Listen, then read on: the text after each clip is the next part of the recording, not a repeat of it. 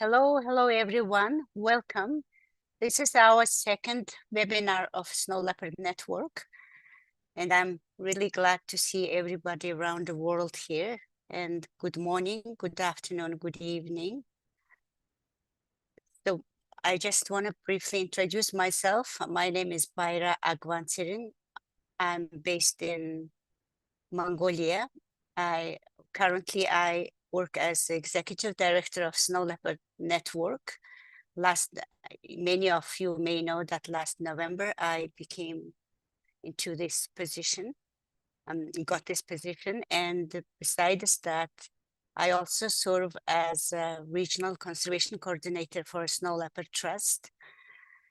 During my career with the snow leopards, I've been mostly dedicating my time to initiate community-based conservation programs, managing research programs, as well as running conservation NGO in Mongolia. So today, I'm really happy to introduce you our speaker, Dr. Nadia Tserennadmid, who is my former co-worker in Mongolia.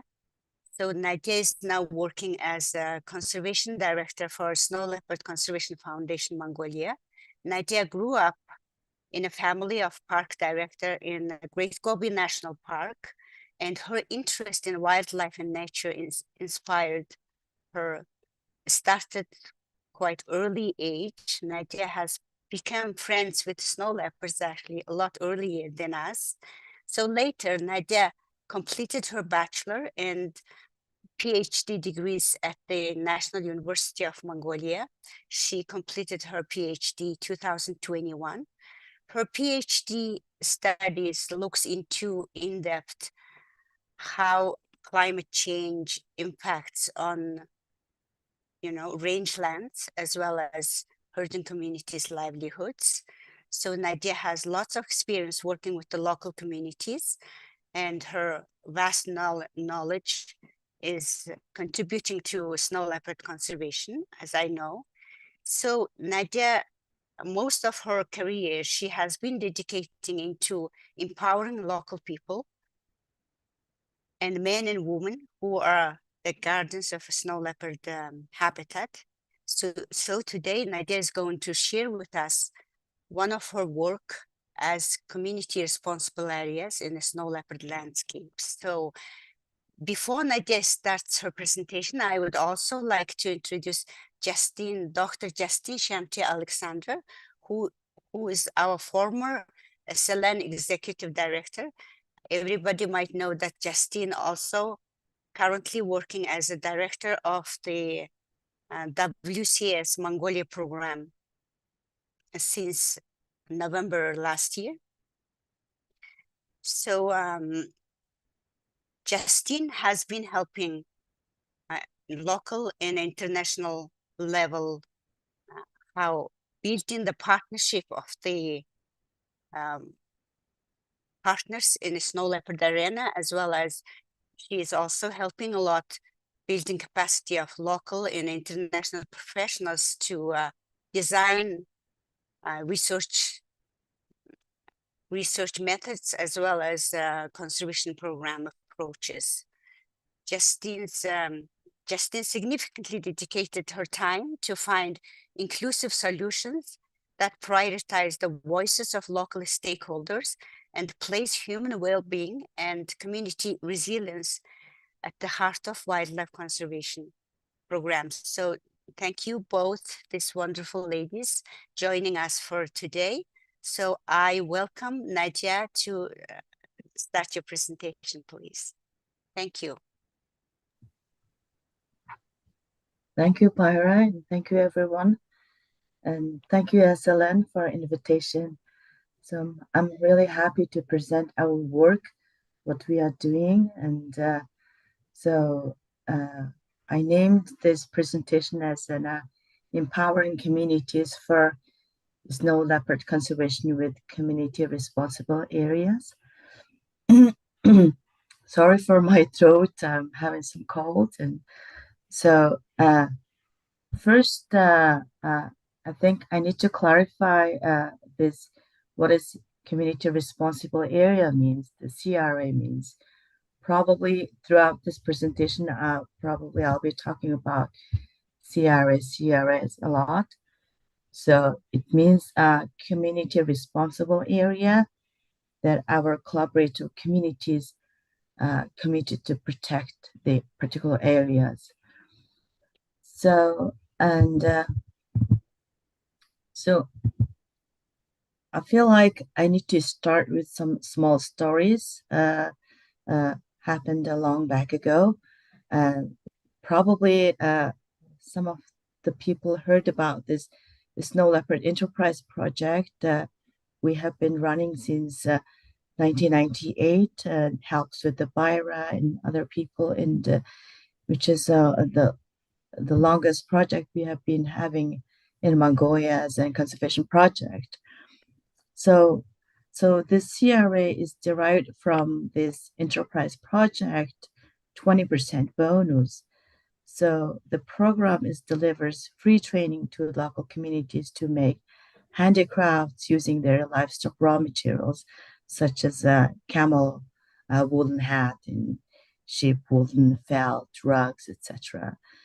So how it connects to conservation is if there's no illegal activities happens, herders get the extra 20% bonus from us.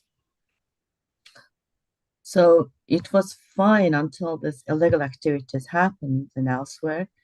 And in 2009 winters, before we delivering this 20% bonus to the communities, there was one request, national park nearby. This environmental inspectors send information about these illegal activities, and so we told the communities, okay, in your area there is these illegal activities happens. So we have a contract. If there is illegal activities happens, we will not give a 20% bonus. But the community says, no, it's actually happened at other place which we don't live, but the county's name belongs to us, but it's far away from where we live. So we can't really control the whole area, whole county, which is sort of village for us. And that's why, because of that, we both sides thought we should have this community responsible, clear boundaries, or clear for both sides, and that's how this initial CRA ideas comes in. And so also it needs to be officialized, which we know it requires a lot of time and effort and money, and also it requires a lot of commitment. So then we've been trying to do this CRA ever since. Then it really comes in a large line with the large scale.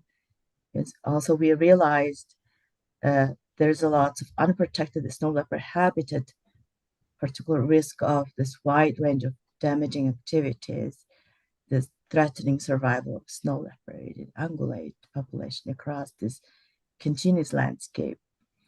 So approximately 75 and 80% of snow leopard habitat occurs outside of protected area. So that's why we realize it's not only just designating particular area to the communities, it has got this big impact. Also, it helps to tackle some of these big threats, this unprotected areas, fragmentation, degradation, even this overarching threat of this climate change, but also it helps for this mining issues, which we have been dealing with the last 10 years. And so the challenges is to find a way to protect the biodiversity and ecosystem services across these unprotected areas. at the same time support the people, tradition, and livelihood and well-being, and also the communities. Men wants to participate in these conservation activities because many of this conservation project we are running is mainly this women oriented, and that's how this CRA would be suits very well here in this concept. And it's time to introduce this what a CRA means. So this process involved delineating the mapping community land and community responsible area based on this traditional source use and grazing patterns. So CR defines as an area of land dedicated to protection and maintenance and sustainable use of natural resource and manage it through the local community with the legal entities. So, and in 2021 onwards, we rigorously working on this officialized CRA because also, as I mentioned earlier, this work had some, financial support and in capacities and all. So we got some funding from other sources and rigorously start with this CRA project across these 23 communities across the western and southern Mongolia. So the CRA approach is aimed to support the local people in managing their land, sustain their livelihood, protecting mountain ecosystem, eventually aligning with our mission to do it, really. And so if we imagine community has got their responsible areas under these each communities, so this community has got a right to choose like the programs we provide, like under the CRA, particular community has we want to have an insurance program or maybe corral project, or for us, maybe cheese project suits us, maybe SLE project, and this also in counterpart, the community enters into the agreement with this our organization to protect the snow leopard and other wildlife in this area through action to reduce threat such as poaching and promotes pro-conservation practices. So also the community ranger monitoring patrolling plays a major roles in CRA. So I think I will be discussing further in detail for next slides. So as I mentioned earlier, for all these programs we deliver to the communities, and maybe I can briefly mention each of this project quickly. So this is Snow Leopard Enterprise Project, as I mentioned earlier, it's a handicraft project, and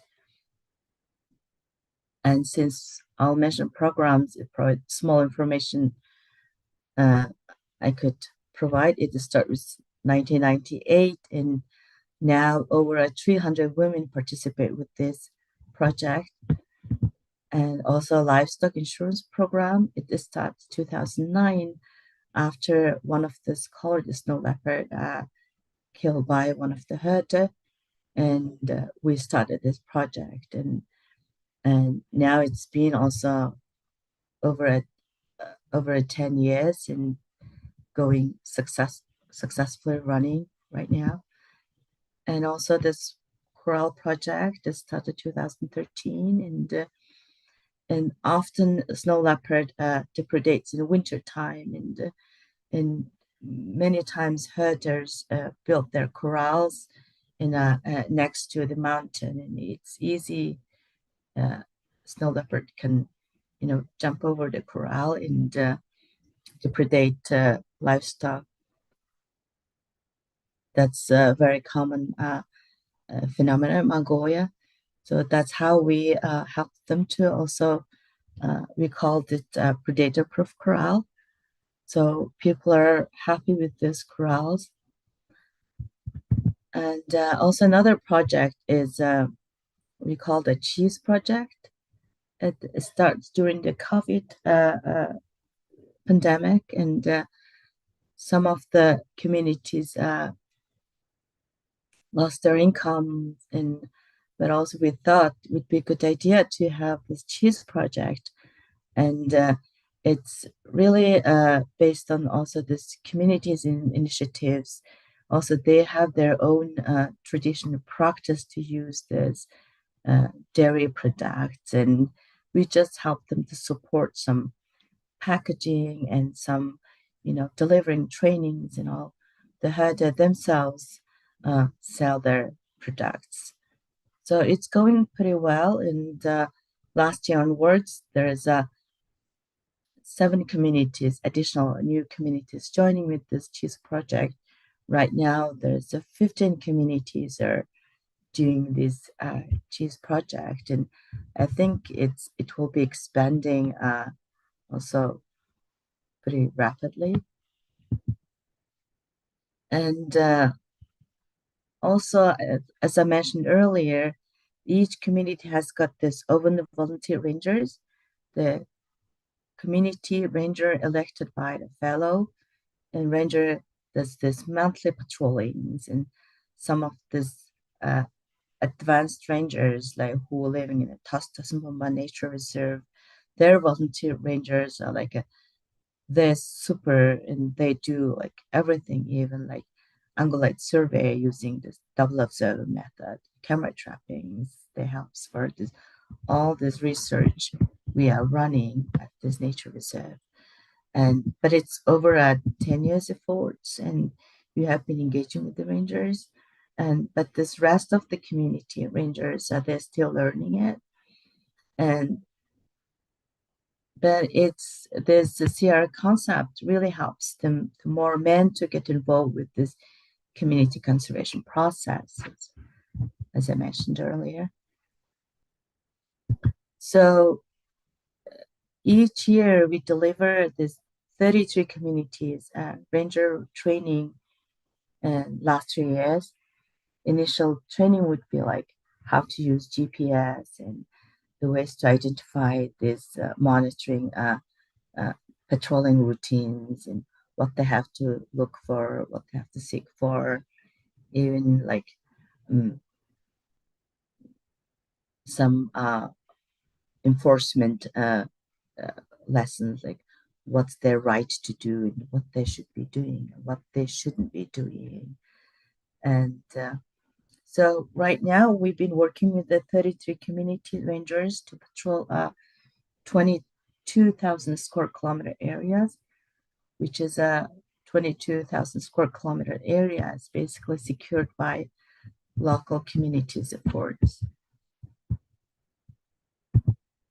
So also CR concept is helps them to develop the management plan. Each community has got their own management plan initiated, and we help them to facilitate, run the workshop, and they come up with their own goals. And so based on the goal, what their objectives, and so also what else they can do, and it can be very simple and doesn't really have to be a very big thing. And sometimes communities like nerves of, oh, what are we going to do? Then we could like basically facilitate, okay, what do you do normally? And they say, oh, we do this dairy and we sell them. Even like we involve this Snow Leopard Enterprise project. So write them down, and then like how you would like to, whether you wanted to expand it or not. So all these activities comes under based on the discussions, and then how it derives to the result and all these things. So under this CRNA, things are getting more clear because it created their, like more ownership to the herders. Like, okay, you guys protected the land is here. So how are you gonna, sustainably use and protect this area? Then we will do this and that.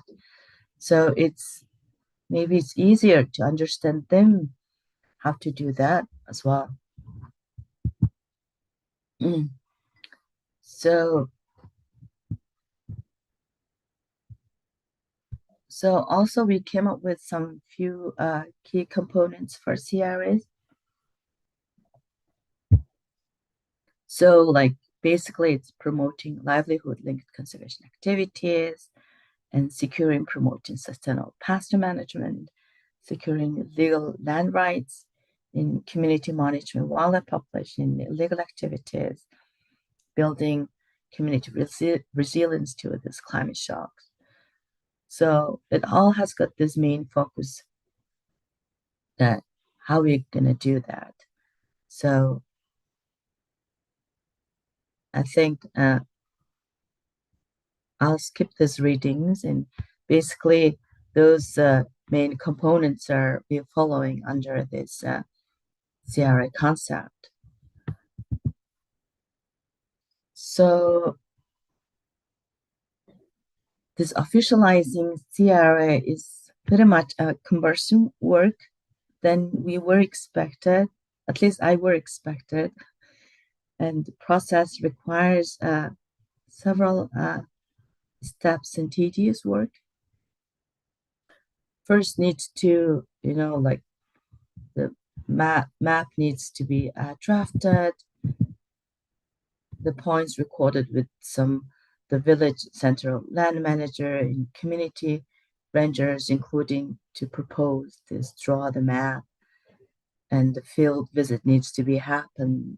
And also this village level land managers insert the data into the program to digitize, to check the areas overlapping with any other, like maybe national power boundaries or mining licenses or not. So after mapping, the land manager, community leader together propose this land map into this village center chair committee to approve it. So after the approval, the federal level approval needs to be done. So it requires several stakeholders' efforts, not only from us or not only from these communities. So also there's quite several workshop helps them to create a management plan, and like we needs to be intensive, quite a much workshop done with these local communities to designate particular lands. Also, under this, each community has got receives this certificate of this. Each communities officializes it. So here's a map of how community designates areas with these GPS points. So this is basically ground routing. I think that's what it called, and visiting the fields to how we should be taking these areas as in whether how it's accessible in using this motorbike or cars. Also, we get here this ranger plays a lot of roles because rangers knows the area well, and that really helps them to draw to give some general idea about it. So I think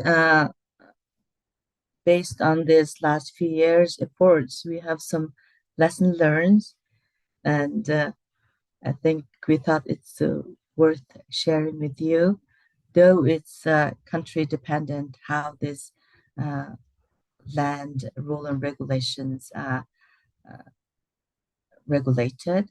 But in Mongolia case, at least in our case, we realized CR approach is pretty much dependent on this collaboration of multi-stakeholders, local government and communities and other NGOs, even some national level efforts needed. And it's been challenging, especially for us. We have a less experience with working with governmental organizations, and sometimes there is struggle happens and things might, lagging behind, and it really helps us to understand how governmental organization runs. And also it helps some of this project we are having, like Snow Leopard Enterprise project, such as like sometimes we need to deliver this conservation messages constantly.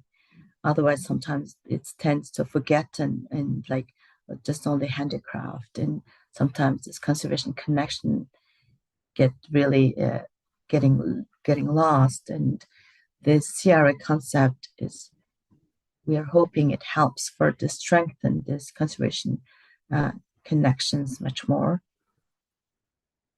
Also, we realize this snow leopard conservation requires a landscape level approach.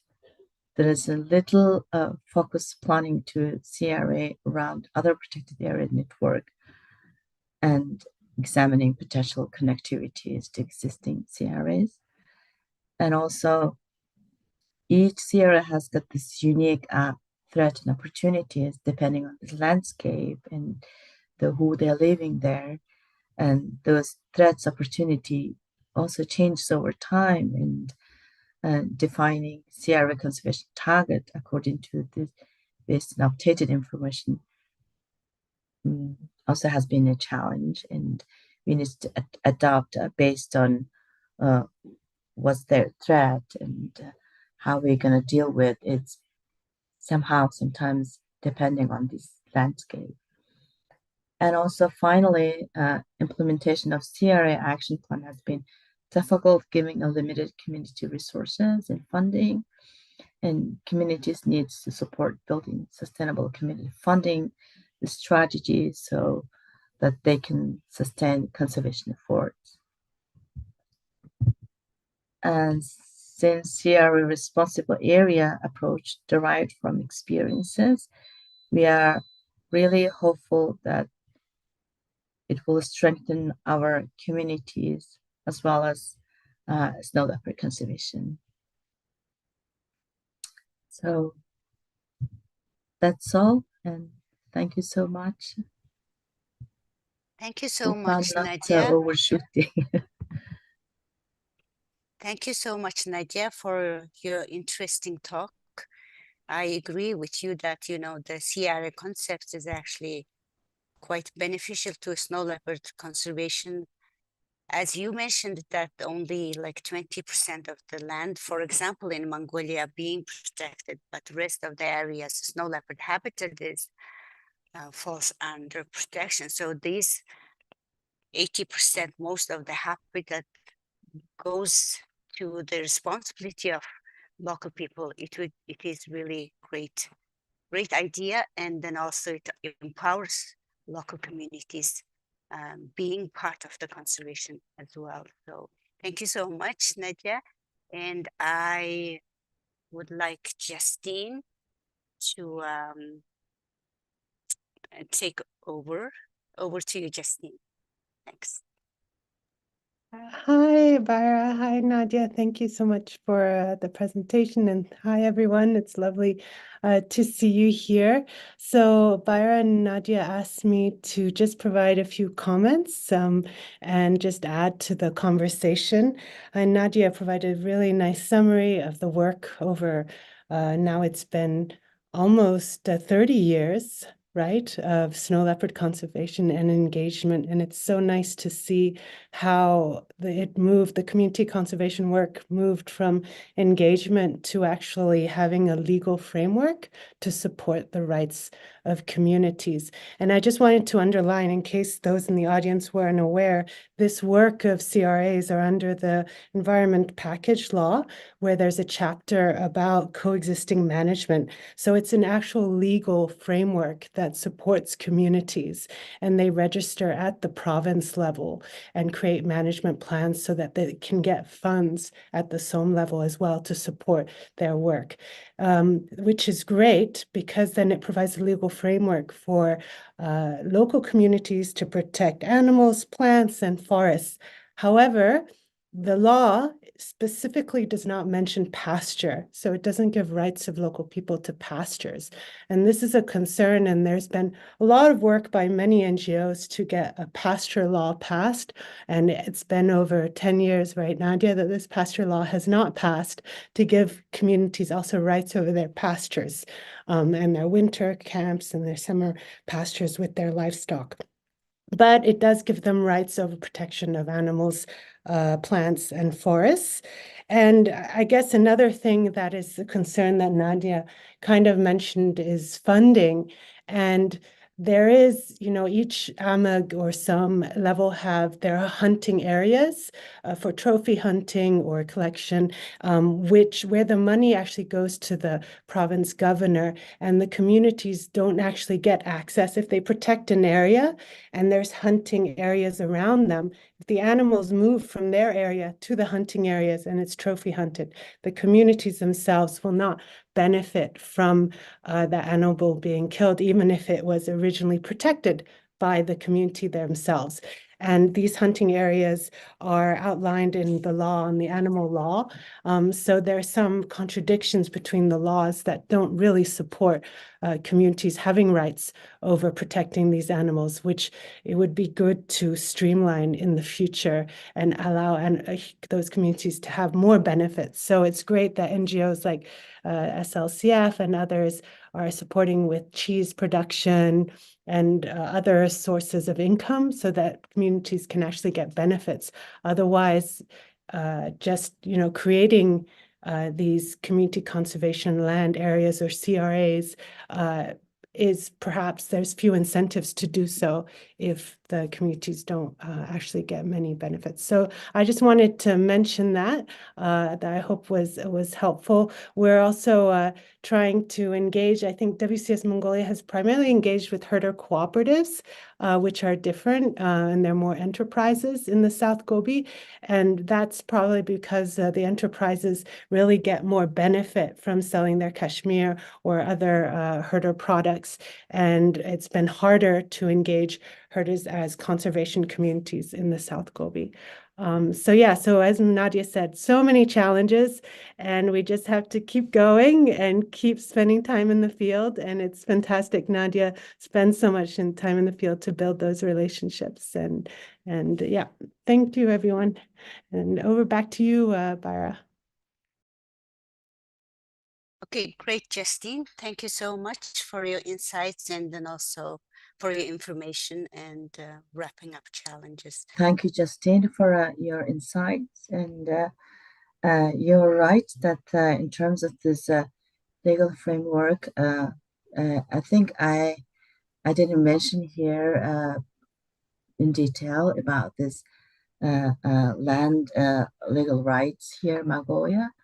It's basically right now pastures under state profit, and it's not really so this CRA securing and legalizing means it's not owning it. It's basically bringing up to the possession, and for there's three stages: ownership and possessing and usage, like use of land, which is like including the pasture land.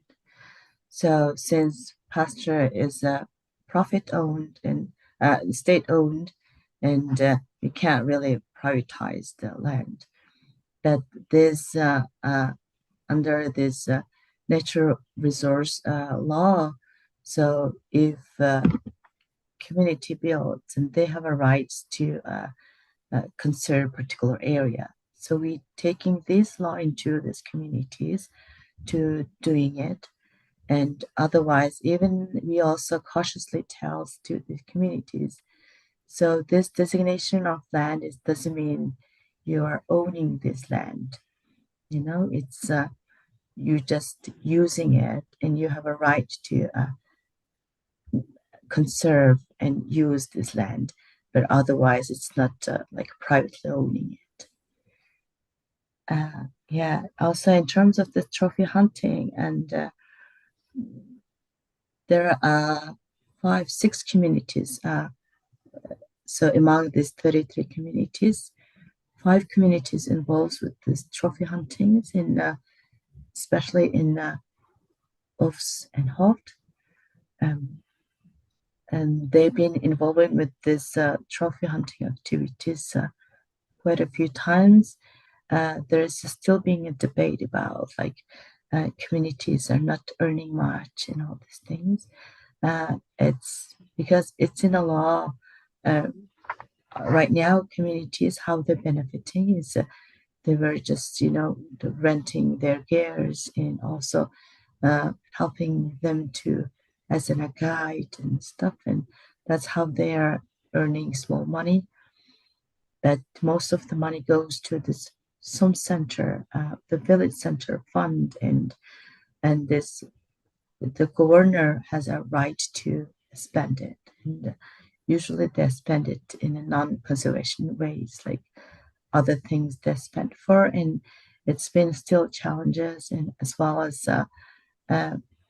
criticizing to many peoples, and it's also another big challenges we need to look at in the future. Thank you, Nadia. Thank you, Nadia, for your clarification. I see that Philippe is raising hand. Please go ahead.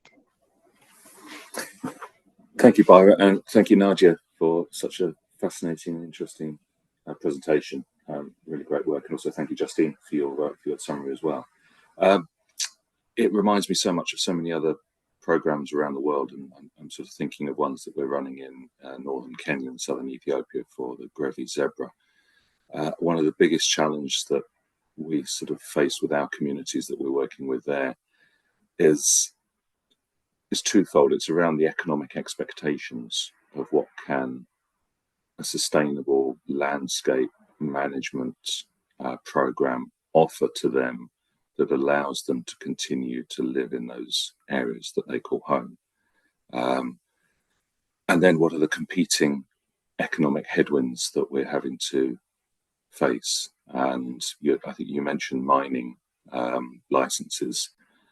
There are, of course, other activities going on in these areas, and trophy hunting is another example.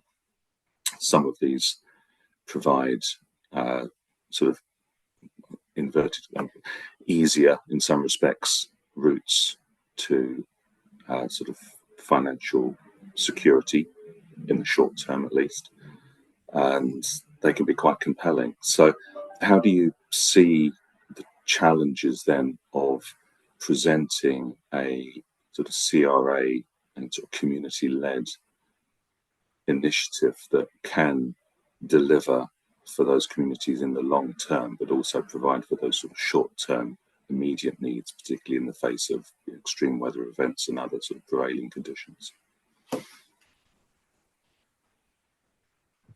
Okay, thank you, Philip. And it's great questions. Also, I've been thinking about last few years. So, of course, the sustaining landscape, it's quite itself is a challenging topic itself, especially for this financial securities. And right now, we've been supporting these 33 communities in terms as for the patrolling efforts, and like as I mentioned, the rangers, we delivers like their patrolling effort, the per diems and some gas money to every month, and also we creating. I think I haven't mentioned here about this community fund itself, and we have been helping communities to create themselves as a disjoint fund. So in the future, they can sustain themselves to using their own community fundings. But it's pretty much community leader dependent.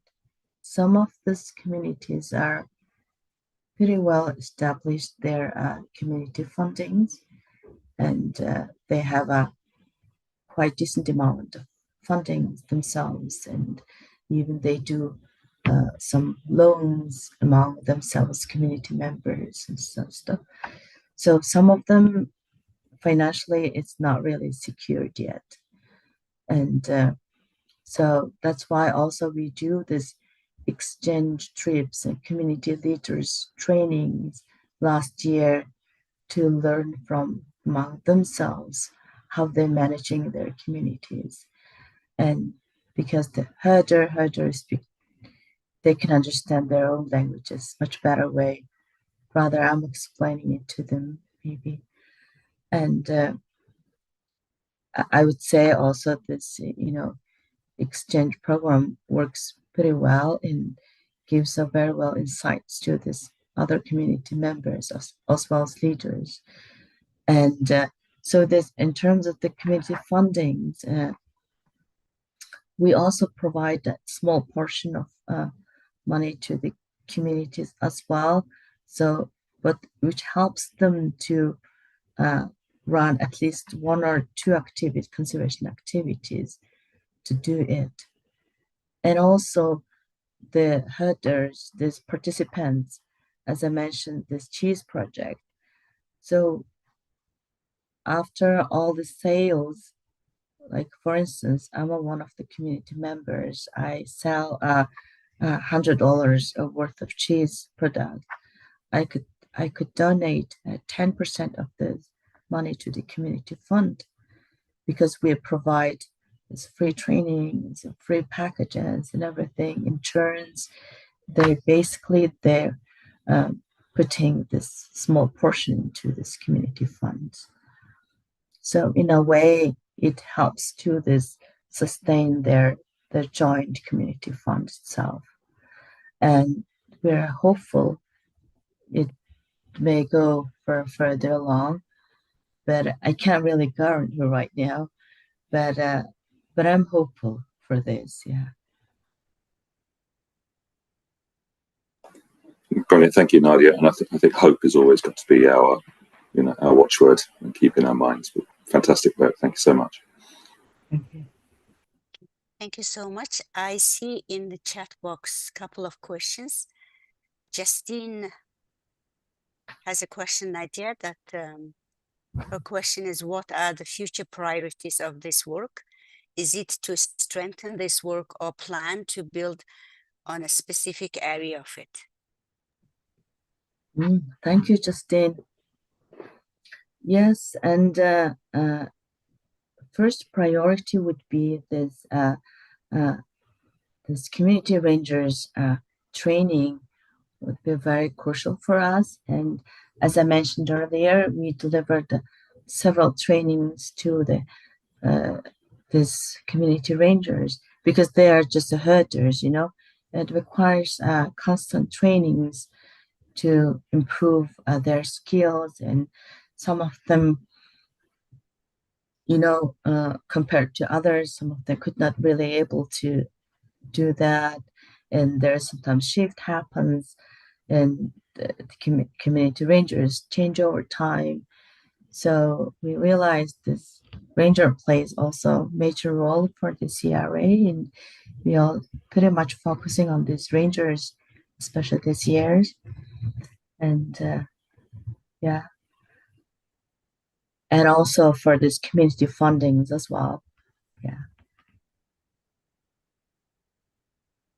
Thank you, Nadia. And then there's another question from Hyanyang. Sorry about the mispronouncing. So it says, thank you, Nadia, for your presentation. I really appreciate the concept of CRA. How did you come up with this idea when starting your commendable efforts in snow leopard conservation, particularly through the lens of community empowerment? Thank you. I think I mentioned very in the beginning how it's derived, and it's a bit long story. If I could again talk about it, and but it's basically based on this challenges we were facing. And I think Yeah. let me just briefly say about this.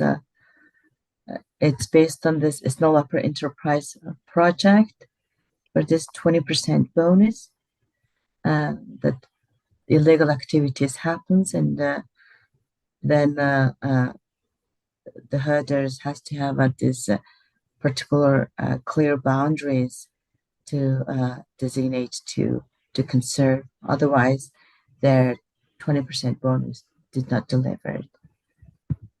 But also then later we realized it's not only 20% bonus thing. It really helps to tackle this also overall threats, unprotected areas and fragmentation and climate change, minings and stuff. And that's how it came up with. So hopefully I'm answered his or her question. Thank you, Nadia. And there's another question. So I think we can take this question as a last question. And then if there's anybody have more questions, Nadia's contact is, we can share Nadia's contact, and then please email Nadia for more questions. So can you talk about the legal challenges you encountered and they still have the process of legalizing it? Yeah. Okay, yeah, thank you. Yes, in earlier it was quite challenging that even it wasn't really under the law, but in 2012 onwards, there was a law came up, and which is communities has a right to conserve and sustainably use this particular land. So that was a big opportunities for us. But now, but there's like rather legal challenges. There's like in general confusion happens, which was also a main challenge for us because it's land related issues. People confused with this ownership and possession and use of land terms. And because sometimes local people think, especially in a local government think, oh, those people just, owning the land, going to own the land. But it really needs to clarify their confusions in how it is, separating these categories, and the categories needs to be very clear. It's not owning it, privatizing it. It's possessing it.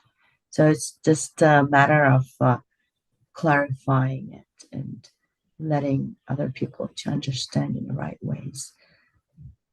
That's the main challenge. Yeah. Thank you so much, Nadia. And it's really interesting presentation. And, as conservationists working on the ground, the new activities coming up, it has always needs, promotion, collaboration with the local governments. For example, I know that the team was facing challenge that this CRA concept could be accepted by the local communities. They tend to not to accept this concept, but endless, tireless work of creating a relationship with the local stakeholders. Finally, this work comes up. So, there's always challenges, and then also there's lots of opportunities for us. So, thank you so much, Nadia, for your interesting presentation, and thank you very much for all your questions. Thank you, everyone, for a wonderful session, and see you during next webinar. Thank you so much. Bye. Thank you. Bye.